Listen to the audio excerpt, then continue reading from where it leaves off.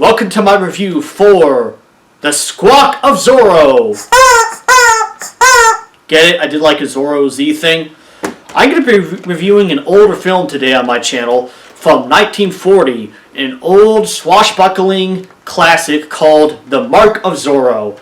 Now, you're probably no stranger to Zorro. I mean, he's one of the original sort of comic book icons, and he's had more film adaptations than Sherlock Holmes. I rewatched The Mark of Zorro last night because I actually watched it as a kid, because as a kid growing up, Zorro was actually one of my favorite characters. In fact, I used to dress up as Zorro and run around the house with these cheap little swords with chalk on the end of them, carving Z's into the wall. So I've watched a hell of a lot of Zorro in my life. But one of the better adaptations has got to be The Mark of Zorro, starring Tyrone Power and Basil Rathbone, which funnily enough was actually a remake of the 1920 silent film The Mark of Zorro, which in turn is an adaptation of the original Zorro story written by Johnston McCulley called The Curse of Capistrano. So the plot of this film picks up where Don Diego Vega is returning home to California from his time in Spain, only to find that there's a corrupt but also incompetent alcalde or general or whatever, and his right-hand man that are basically just being buttheads to everyone, and Don Diego's like, I'm not cool with this, but I also don't want to get my family or myself in trouble, so I'm going to disguise myself as Zorro. And he does that, and basically, through a series of events, he gets the mean general to agree to go back to Spain. Now, this movie is fairly brief, it's quick, but it's a lot of fun. Everything about the movie, from just the build-up to the minimal use of what we see of Zorro, to the climactic final sword fight, which is pretty dang badass even by today's standards, it's all really solid. And I really do think that this is probably one of the best adaptations of Zorro even today.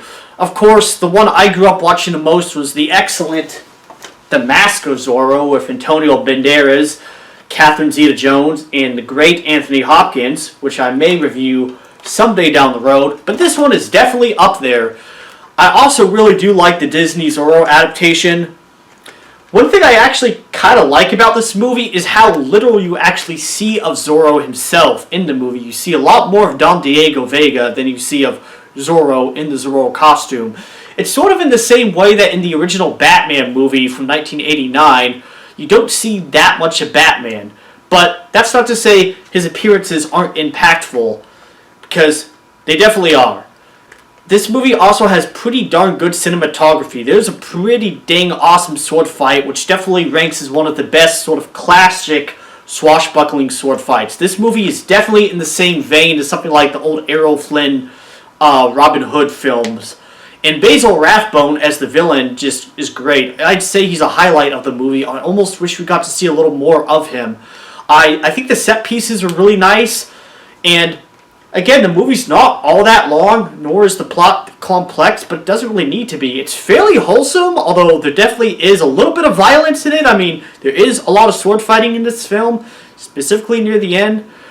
But with all that to say, if you're somebody that hasn't watched a lot of classic black and white movies, this might be a good one to start with, because again, it's a pretty straightforward, just adventure romp. The acting is really solid. I think Tyrone Power is one of the better Zorros ever. I mean, along with Guy Williams and, of course, Banderas.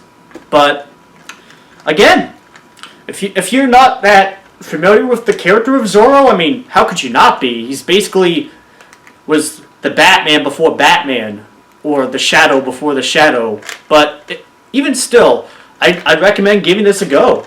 As far as classic films are concerned, this is probably a good one to start out with. That's my review for The Mark of Zorro, starring Tyrone Power and Basil Rathbone. Now, if you'll excuse me... Get it? I did like a Z thing.